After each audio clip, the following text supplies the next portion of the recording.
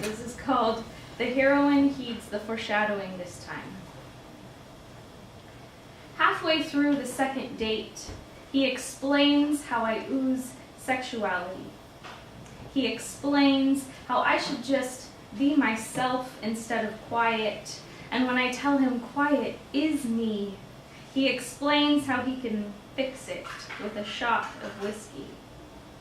He waits until the blaze in my throat settles into smoke before he takes aim at its delicate slope. A skilled hunter, I know the kind, churning liquor into a blind. He leans across the bar stool, bites down, his breath lead quick as he explains just what he could do to me in bed. Explains that's just how he is. He is an echo chamber, and I am the sound rattling around which he mistakes for his own name.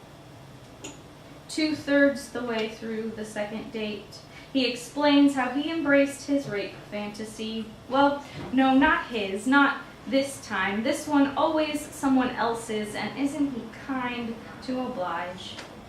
All this from the muzzle that minutes ago pressed to my neck to convince my body of his body.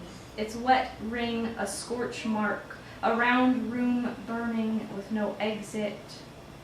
The verb to chamber is to put the bullet in.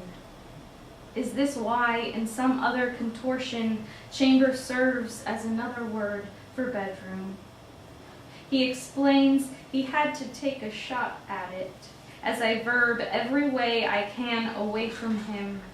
My body is done being chambered at the end of dates that then never end for me, not fully.